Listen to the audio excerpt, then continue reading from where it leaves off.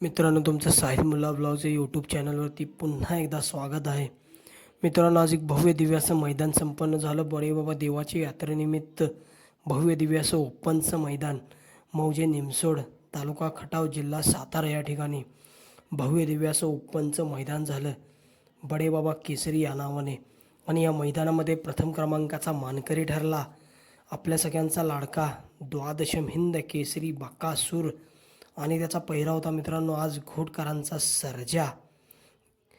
आणि मित्रांनो, आपल्याला सुंदर अशी गाडी बघायला मिळाली देव बकासूरची. आपला देव बकासूर मित्रांनो आपल्याला याच्या आधी नांदोशीच्या मैदानामध्ये पळताना दिसलेला.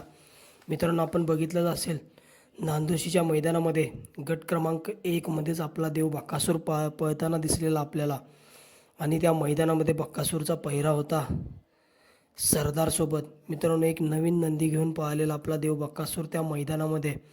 आणि मित्रांनो, आपण बघितलंच असेल, नांदोशी मैदानामध्ये बकासूरची सेमीला हार झालेली. आणि आज मित्रांनो एक भव्य दिव्य असं मैदान झालं बडेबाबा केसरी या नावाने मौजे निमसोड, तालुका खटाव, जिल्हा सातारा या ठिकाणी.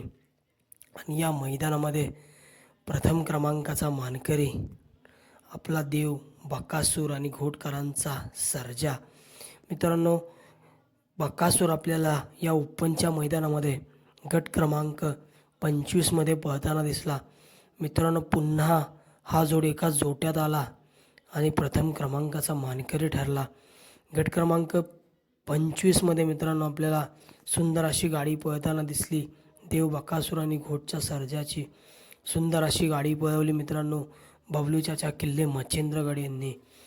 सुंदर अशी गाडी पळवली आणि गाडी सेमीसाठी पात्र केली. गट क्रमांक 25मध्ये पळून सेमीसाठी पात्र झाली गाडी. त्यानंतर मित्रांनो एक मोठा सेमी आपल्याला बघायला मिळाला. सेमी क्रमांक 6वरती आपला देव बकासूर पळाला. मित्रांनो, आज देखील आपल्याला बकासूरची चिठ्ठी कडेने निघालेली पब्लिकने. तास क्रमांक 6 सेमी क्रमांक 6 तास क्रमांक 1मध्ये आपला देव बकासूरची चिठ्ठी निघालेली. आणि आपला देव बकासूर मित्रांनो सेमीने पळून फायनलसाठी पात्र झाला. आणि मित्रांनो, फायनलला आपण बघितलं असेल, बकासूर आपल्याला तास क्रमांक 6वरती पळताना दिसलेला.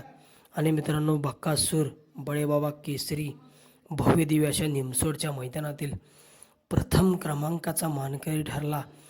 बकासूरने मित्रांनो संपूर्ण महाराष्ट्राला दाखवून दिलं की बकासूर हा बकासूरच आहे. मित्रांनो, बकासूरची बराबरी कोणच करू शकत नाही बैलगाडा क्षेत्रामध्ये.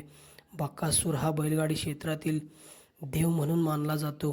आणि जेव्हा मित्रांनो कोणतेही मैदान असू द्यात, जिथे बकासूर येणार म्हटलं की तिथं आधीच भरपूर अशी गर्दी होते. आणि मित्रांनो, तुम्ही बघू शकता या व्हिडिओमध्ये की बकासूरच्या अवतीभोवती किती फॅन फॉलोइंग आहे. मित्रांनो, हेच कमवले बकासूरने या बैलगाडी क्षेत्रामध्ये. मित्रांनो, बकासूरने स्वतःचं तर नाव केलंच, परंतु मालकाचं नाव आहे भरपूर आहे. मालकाचं नाव करून ठेवलं आहे मोहिल शेठ धुमाळ यांचं. मित्रांनो, आज मोहिल शेठ धुमाळ सुसगाव यांचा आनंद गगनात मावत नव्हता. एवढा मित्रांनो आनंद त्यांना झालेला या भव्य दिव्य अशा निमसोडच्या मैदानामध्ये.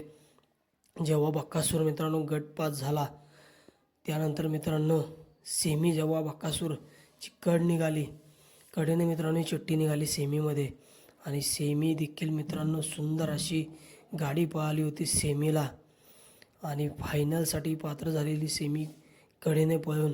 आणि आज घोटचा सर्जा देखील सुंदर अशी गाडी पळाली मित्रांनो घोटचा सर्जा आपल्याला मित्रांनो बरेच दिवस आपल्याला 3 फेऱ्याच्या मैदानामध्ये पळताना दिसला नव्हता, परंतु बिंजोडमध्ये घोटचा सर्जा पळत होता. आणि मित्रांनो, आज घोटचा सर्जा आणि आपल्या सगळ्यांचा लाडका मोहिल शेठ धुमाळ सुसगाव यांचा द्वादशम हिंद केसरी बकासूर हे दोन्ही नंदी मित्रांनो आपल्याला एकाच जोट्यामध्ये पळताना दिसले. आणि मित्रांनो, आज निमसोड येथे भव्य दिव्य असं बडेबाबा देवाच्या यात्रेनिमित्त ओपन मैदानामध्ये देव बकासूर आणि घोटकरांचं छोटं रॉकेट, घोटकरांचा छोटा सर्जा हा प्रथम क्रमांकाचे मानकरी ठरले या निमसोड मैदानातील. आणि बडेबाबा केसरी या नावाने जे मैदान झालं त्या मैदानातील बडेबाबा केसरीचे मानकरी ठरले. आता मित्रांनो आपला देव बकासूर कोणत्या मैदानामध्ये आपल्याला पळताना दिसेल ते लवकरच आपण तुम्हाला अपडेट देऊ.